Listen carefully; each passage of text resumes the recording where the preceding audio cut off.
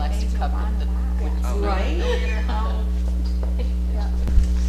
Well, some of the regulations have changed, and you'll hear about that, and that's good for the parents, a little easier to go through the FAFSA process. We have a guest with us tonight from Mid-Michigan Community College, and we do want to thank Anita West for coming. This is very valuable information, and she is the expert in this area. What I do is I'm good at directing questions to her. Overview of what goes on, but she's the expert.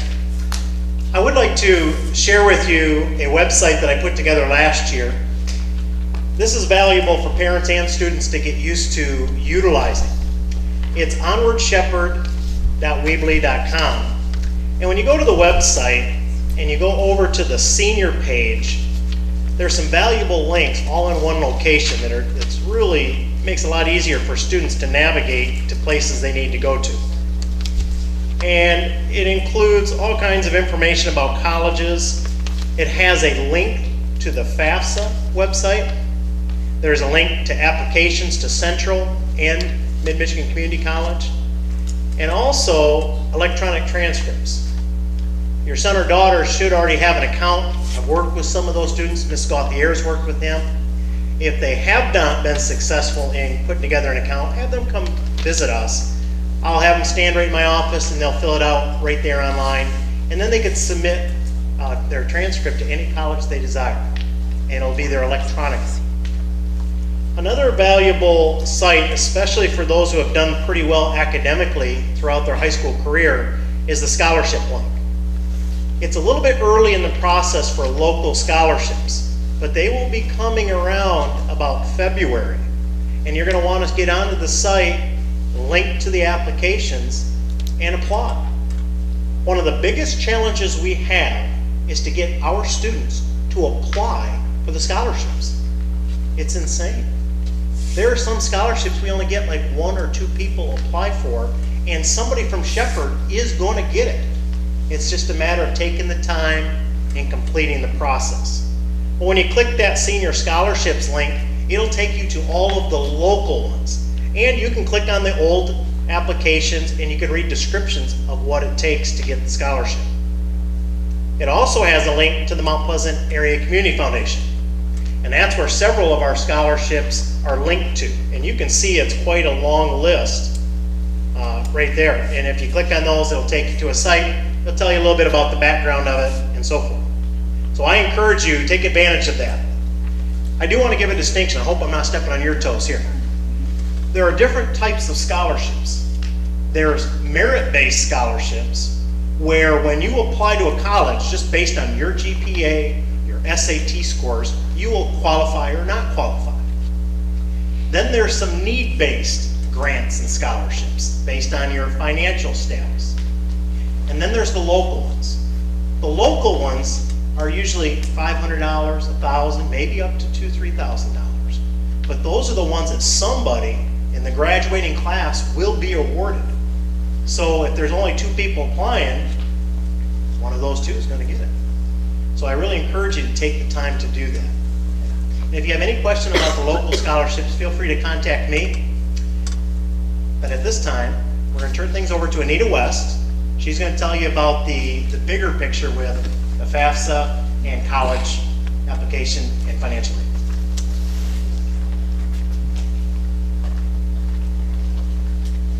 What a great resource you have on that website. Be sure to take advantage of that. That's very true. Even with our mid-foundation scholarships, sometimes we have a hard time awarding because students aren't applying for it. So, get to my presentation here.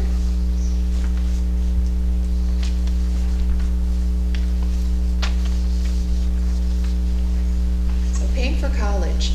This presentation is not specific to Mid-Michigan Community College, so I don't want you to feel like this is a sales pitch for Mid. This is general information that's going to be valuable to all of you. And we're going to talk about federal student aid, state student aid, aid from colleges, and scholarships from other sources. So figuring out financial aid, hopefully by the end of my presentation you don't have a stare on your face kind of like the minions in this picture. Hopefully it'll be a little more clear to you. And throw in a little humor because financial aid can be a pretty boring topic. So we're going to answer a few questions. What is financial aid? Who can get it? How much can I get? How do I apply? What happens after I apply? And where can I get more information?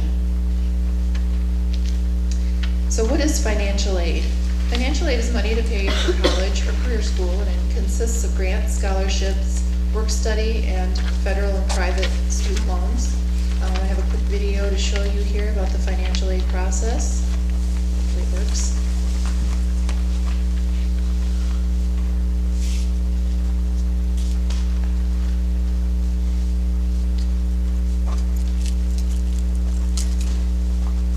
So you want to go to college or career school. Maybe you started saving early. Maybe you'll discover some buried treasure, but more likely you'll need another plan. So if paying for college is going to fall on your shoulders, the U.S. Department of Education's Office of Federal Student Aid is the best place to turn for assistance. I bet you didn't know that we're the largest provider of grants, loans, and work-study funds, all of which are easy to apply for. And when it is time to apply for aid, head to your favorite spot to complete the free application for Federal Student Aid, or FAFSA. Each October, a new FAFSA is available for the next school year, and completing it is free when you go to the official website, fafsa.gov. Your selected colleges will use the information on your FAFSA to figure out how much aid you'll get, so make sure your info is accurate. But if you need to, you can go back and make some changes. If you get a grant or work-study job, congrats, you won't have to pay the money back. However, a federal loan is borrowed money, and you'll need to promise to repay it. Remember to borrow only what you need, because a federal student loan is a real loan. Just like with a car or home loan, it's important that you understand what you're agreeing to.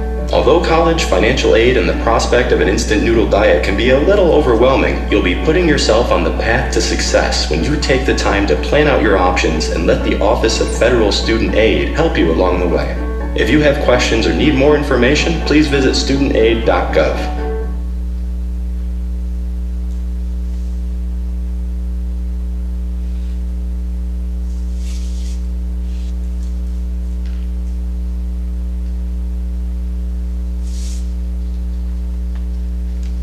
So just to reiterate, financial aid is money in the form of any grant or scholarship, loan, or paid employment offered to help a student meet his or her college expenses.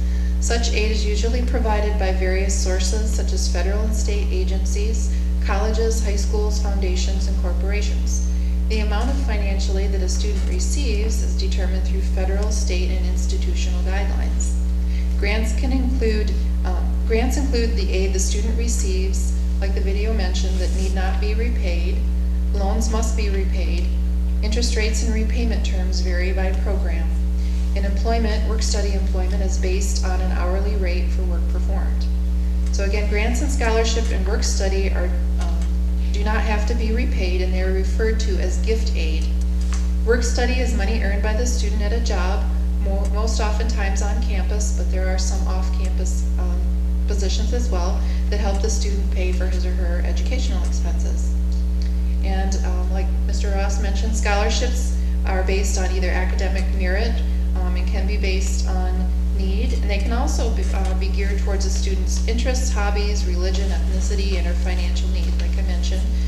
So it's good to check out local sources, churches, Rotary clubs, Lions clubs, those kind of things as well often have scholarship opportunities. And again, loans must be repaid with interest, so you have to be very careful if you have to borrow. So who can get federal student aid? You must be a U.S. citizen or permanent resident. There are some additional categories of eligible non-citizens. You must be a high school graduate or GED holder, or a homeschooler who has completed his or her homeschool education as recognized by the state government. The student must be enrolled in a degreed program of study or certificate program that must be credit-bearing and is eligible to be paid for by federal student aid funds. You must have a valid social security number. Males must register for the selective service, and a student must be making satisfactory academic progress. So to receive federal funds, there is a certain standard that's required for your academic performance. The purpose of this is to make sure that you're moving toward earning your degree at a pace that is acceptable. Each school sets its own SAP policy, so you'll want to be familiar with that. And it is based on federal guidelines. The goal is for students to complete at least 67% or 2/3 of the credits that they attempt with at least a 2.0 or C average or better. So how much aid can I get? In general, it depends on your financial need. The amount of financial need is determined by your estimated family contribution amount, and this is the amount that you find out when you complete the FAFSA. It's based on your income, family size, number of students in college, those factors that go into the FAFSA. And there is a formula, a federal formula that is applied, and the number that they give you is the amount that they believe that based on that information you should reasonably be able to contribute toward your college education.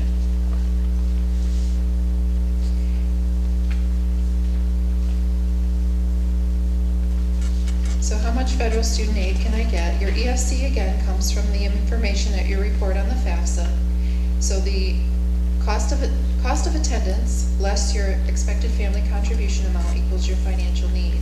Cost of attendance, often referred to as the cost of attendance budget, is tuition, fees, room and board, transportation, loan fees, books and supplies, those types of things go into the cost of attendance budget, and each institution has its own set cost of attendance budget.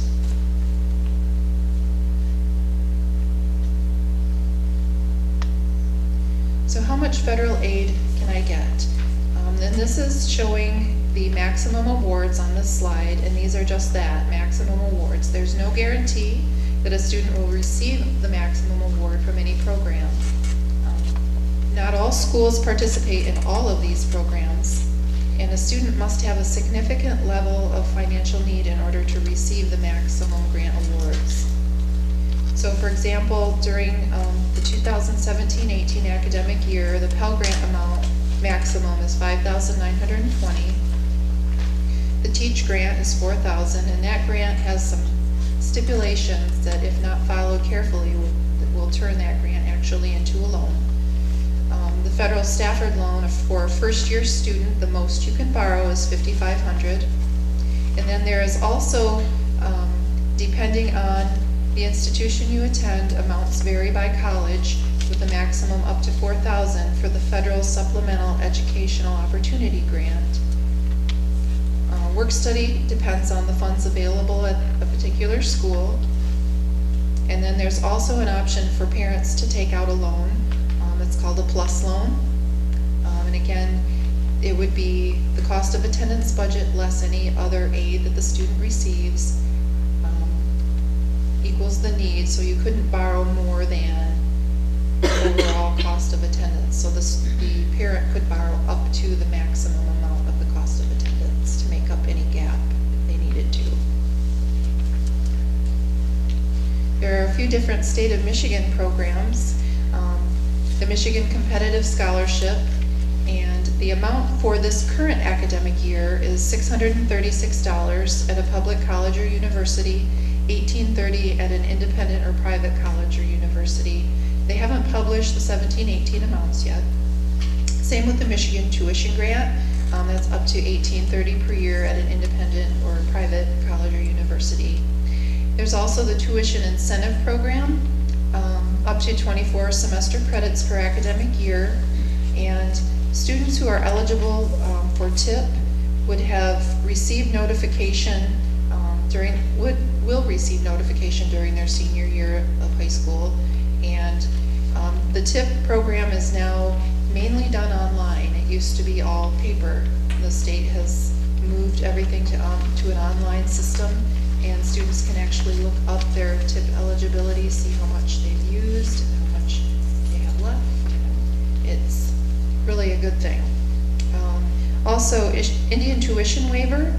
Students who are eligible for this have all tuition waived at all public colleges in Michigan, and that application process is done through the Michigan Department of Civil Rights. So some resources for scholarships, of course, is your high school counseling office.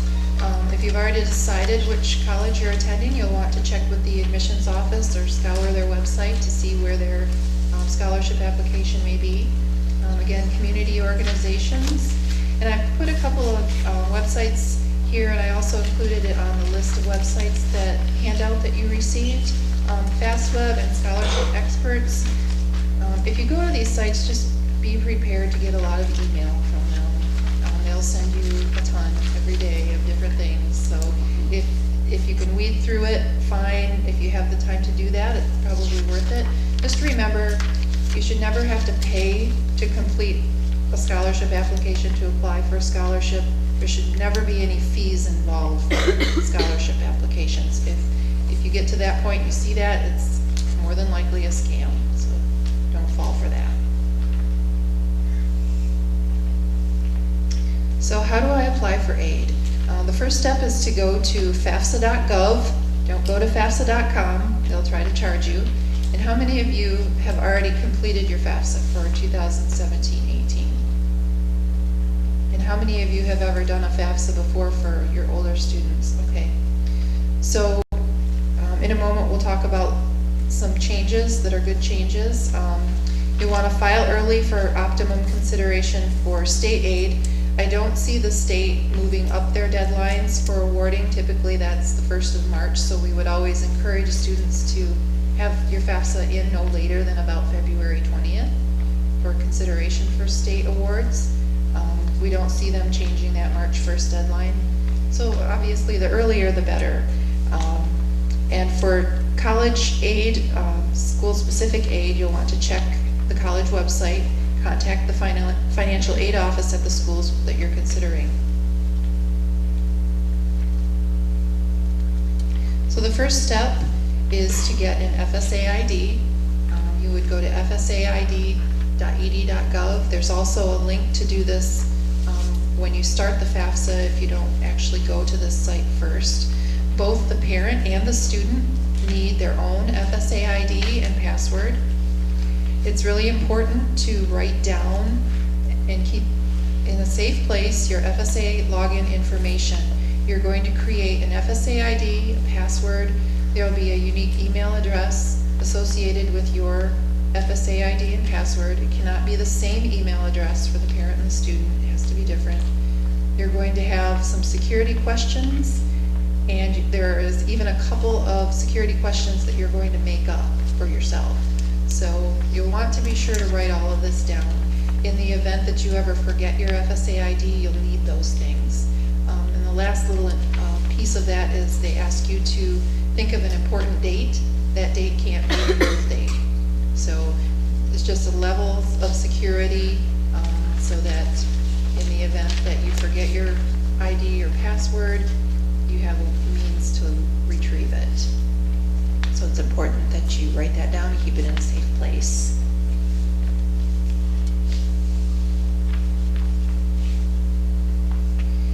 There is an optional worksheet that you can use. Typically they have that for us to be able to order and hand out, but they don't have it this early. Not sure why, but you can find it online if you go to studentaid.ed.gov/FAFSA under resources. You can print that worksheet out. It's kind of like a checklist to help you gather documents you might need before you actually do the FAFSA. And you can fill out that worksheet in advance to prepare your answers if you like. And you can always come into MIDS campus. We're open from 8 to 4:30 every day, Monday through Friday. We have staff there that will help you with your FAFSA even if you're not coming to MID. So we're more than happy to help students out with that. So what's changing for 2017-18? Well, most importantly, there's an earlier launch for the FAFSA. It was available as of October 1st. That October 1st availability will be permanent. So each year, so for 18-19, the FAFSA will be available October 1 of 17. And earlier income information is required. So this FAFSA for 17-18 is actually going to use 2015 income tax information. So you should have had that done long ago. You should be able to easily link that to the FAFSA. And that is the only option on the FAFSA, and it is required. So preferably use the data retrieval tool within the FAFSA. Some situations where parents have filed separately, it won't work for that. If you've done an amendment or an extension to your tax return, it won't work for those situations either. But you can still fill in the data and still submit your FAFSA. It's okay to do that.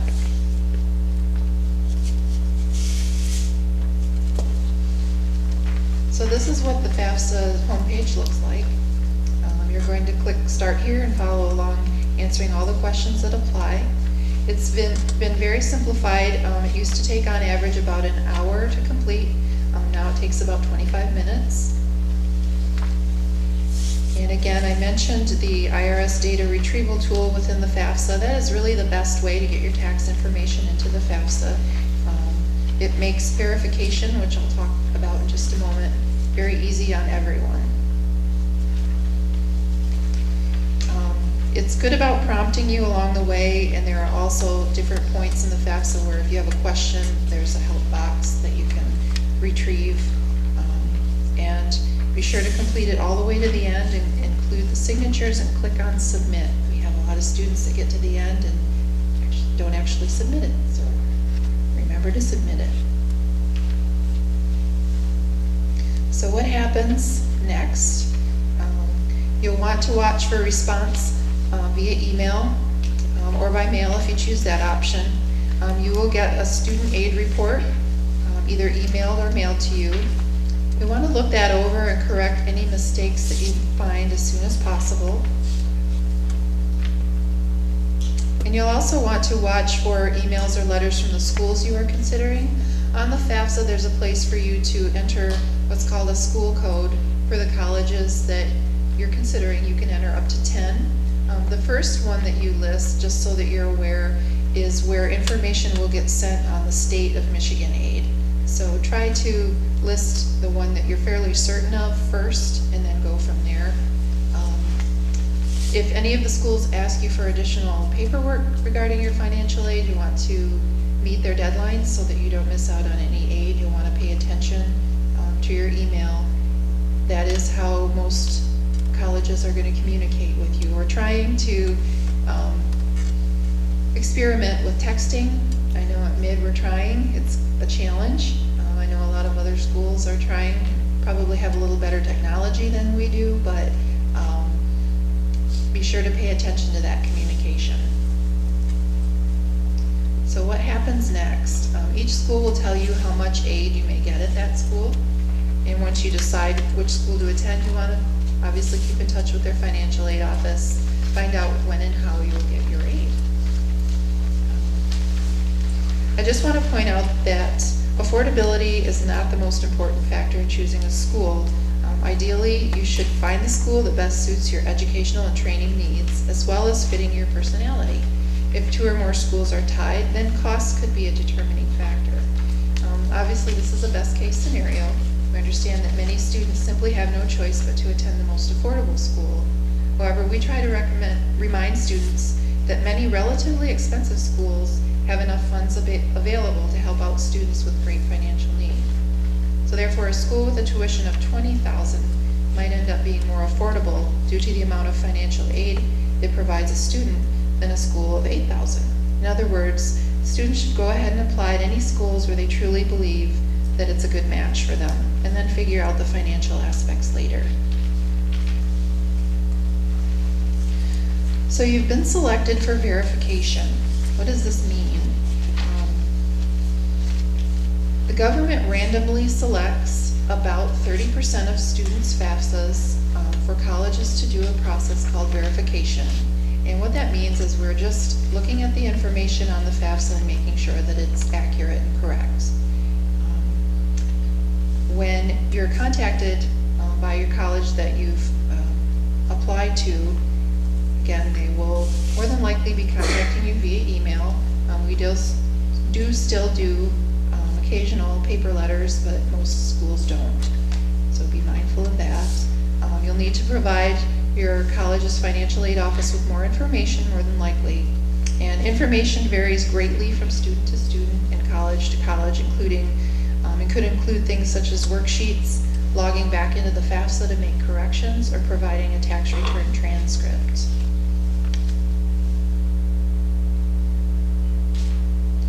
So where can I get more information? Studentaid.ed.gov has information about aid programs and free scholarship search, free college search. Another really great source is the studentaid.gov/resources #FAFSA. They've got a lot of fact sheets there. I found a ton of great information there. And then of course you could always call 1-800-4FED-AID. And you can also find information on social media. FAFSA has a Twitter and FSA Facebook and YouTube channel. The YouTube channel has a lot of really good videos.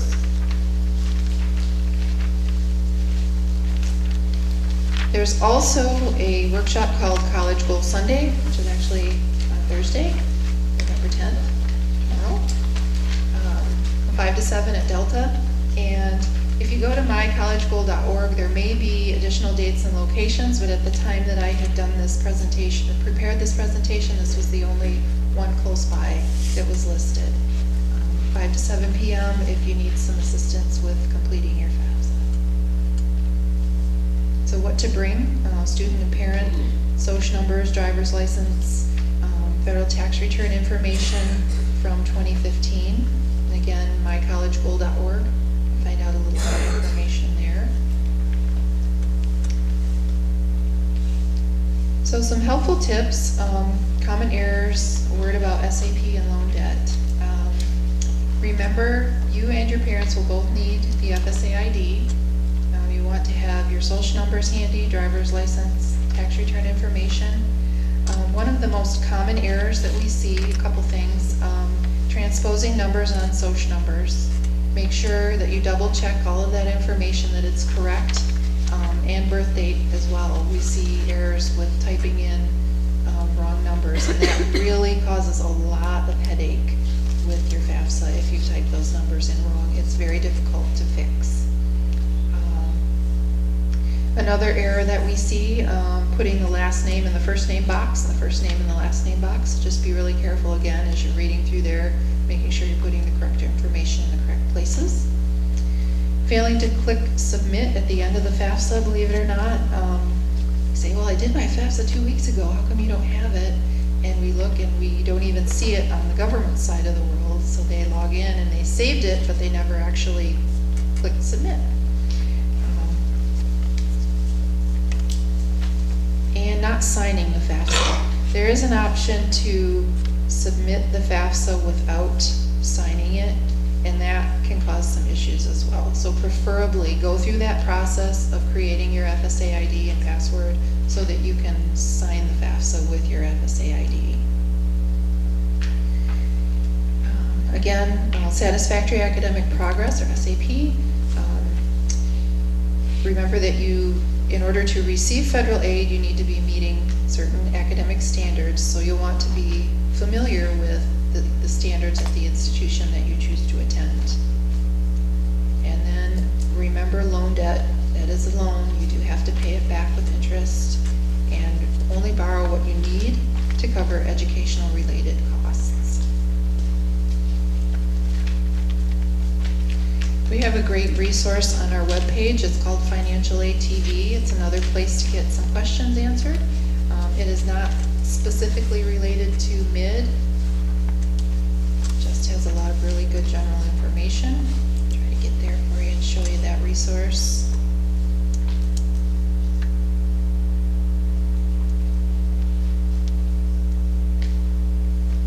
Hopefully it works.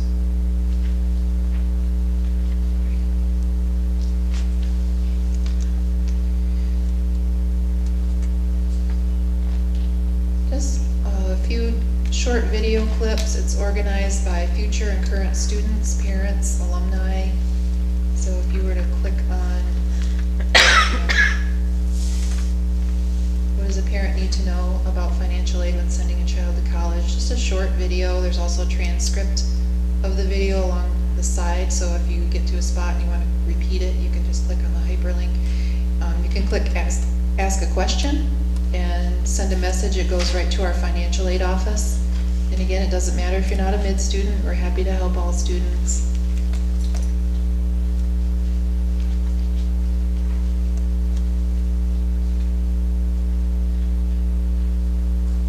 So if you have any questions, be happy to answer those for you. And there is our contact information. The handouts that you have, there's a copy of this PowerPoint as well as a list of important websites, and then on the back of that sheet there's also some common mistakes that you'll want to try to avoid.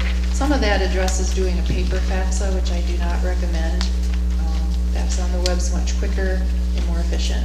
So, any questions? And I'll be available when I'm done too. If you have questions you want to ask me privately, that's okay too.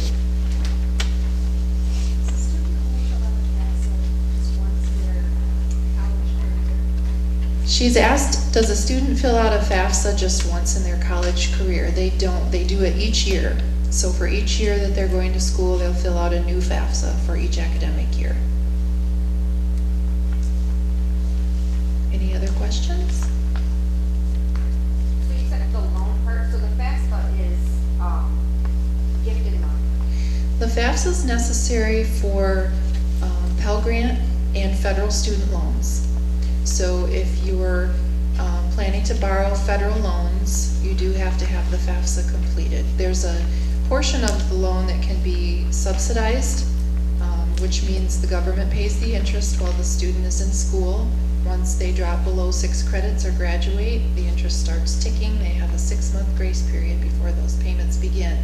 There's also unsubsidized loans, which the interest starts accruing while they're in school. The amount of subsidized loan that they may qualify for depends on their EFC, which is determined in the FAFSA. It's a more desirable loan. Even though federal loans in general are better than a private loan, the interest rates are better, they're deferred, but unsubsidized is the better, or subsidized is the better of the 2 federal loans.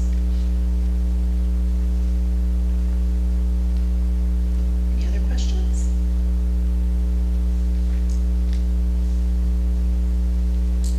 Thank you. Hopefully I didn't bore you too much. I know probably everybody's tired, so. Thank you again, Anita, for coming to Shepherd and helping present. If you leave tonight, because this is what happens, you leave and then suddenly start thinking of the questions you really have. Don't hesitate, call the Shepherd High School. If I can't answer it, or Ms. Gauthier can't answer it, we'll direct you in the right area. Don't hesitate to call any area college. Their financial aid departments are really good at answering the questions, and they want to do that. And they are the experts in that field. So don't stress out too much about it. I know there's a lot of unknowns for those who have never done it before, but once you get into it, I think it propels you through it. You get started and it just keeps following suit and it makes sense. If you get stuck, don't panic. Just call somebody up and we'll help you. Any questions before we dismiss? Okay. Seniors, if you haven't done so, go online to Parchment, make sure you have your account set up. If you, as a matter of fact, before you leave, let your parent know if you have successfully done that or not, so that they can kick you in the rump if you have not. Okay? Thank you for coming tonight. Appreciate it. Good luck. Old student, when they apply to a future college, what are they considered? They're considered a first time enrollee, even though they've dual enrolled and take classes at the high school for college.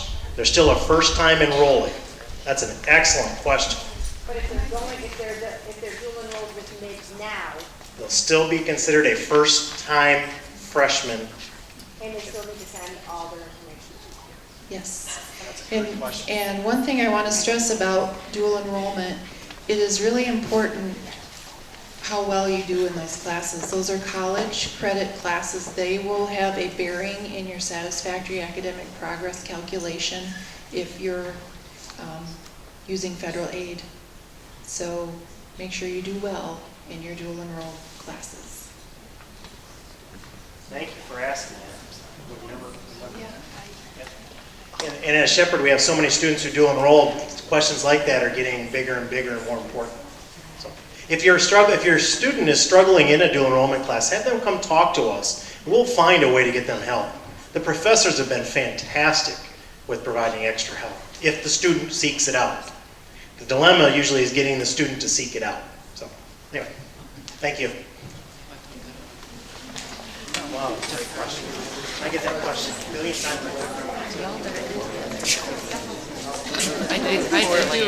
I did do the best on the first exam. Running out of time.